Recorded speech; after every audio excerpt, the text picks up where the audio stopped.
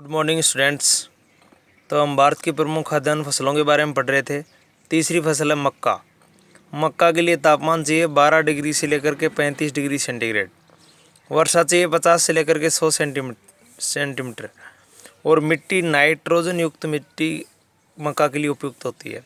फिर भारत के प्रमुख मक्का उत्पादक राज्यों की बात करें तो आंध्र प्रदेश पहले स्थान पर है, दूसरा कर्नाटक, राजस्थान, उत्तर प्रदेश, गुजरात, मध्य प्रदेश और पंजाब।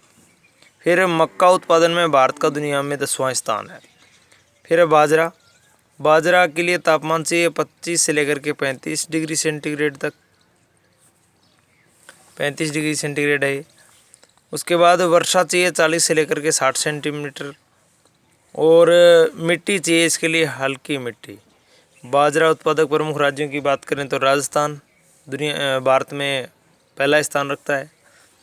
महाराष्ट्र, गुजरात, उत्तर प्रदेश, आंध्र प्रदेश, मध्य प्रदेश, कर्नाटक, पंजाब, इन राज्यों में बाजरा उत्पादन होता है और बाजरा उत्पादन की दृष्टि से भारत का भी दुनिया में पहला स्थान है। और ये भी याद रखना है कि बाजरा उत्पादन में राजस्थान का भी भारत में प्रथम स्थान है। फिर है भारत की प्रमुख दलहन फसलें। वे फसलें जिनसे हमें दाल प्राप्त होती हैं दलहन फसलें कहलाती हैं। इन फसलों में मूंग, मोठ, उड़द, अरहर आदि फसल खरीफ के मौसम में उगाई जाती है। वहीं चना, मटर, मसूर ये सारी जो फसलें हैं वो रबी के मौसम में उगाई जाती। फिर भारत की प्रमुख मुद्रादायनी फसलें। तो आपसे ये भी पूछा जा सकता है मुद्रादायनी फसलों से आप क्या समझते हैं। तो बता देना है कि वे फसलें जिनका उद्देश्य मुद्रा कमाना या पैसे कमाना होता है वही कौन सी फसलें कहलाती हैं, मुद्रादायनी या वाणिज्यिक या नकदी फसलें कहलाती हैं। पहला नंबर है गन्ना।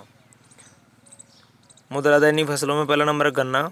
गन्ने के लिए 15 से लेकर के 40 डिग्री सेंटीग्रेड तापमान, 100 से 200 सेंटीमीटर वर्षा, नमी युक्त चिकनी दोमट मिट्टी या कछारी मिट्टी।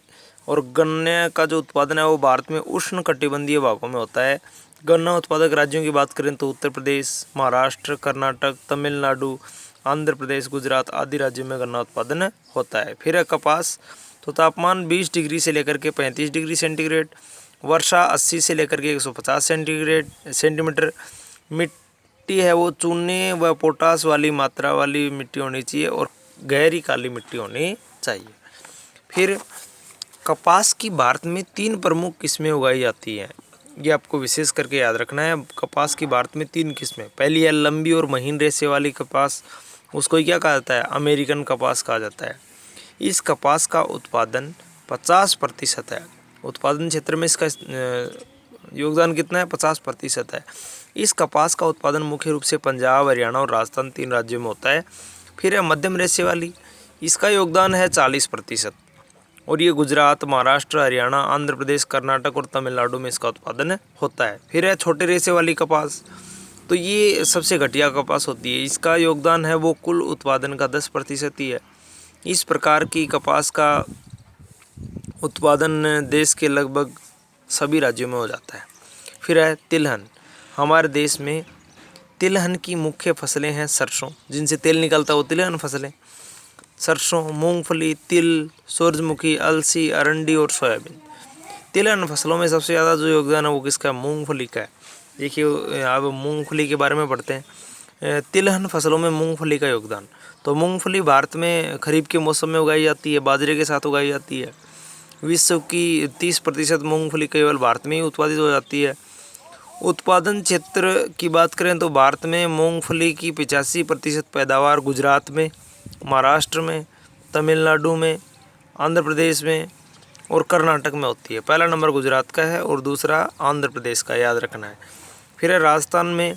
तो राजस्थान में मूंगफली होती है चित्तौड़, सवाई माधोपुर, भीलवाड़ा, जयपुर, गंगानगर, बीकानेर, हनुमानगढ़, इन सभी जिलों में होती है। धन्यवाद, इतना होमवर्क कर लेना।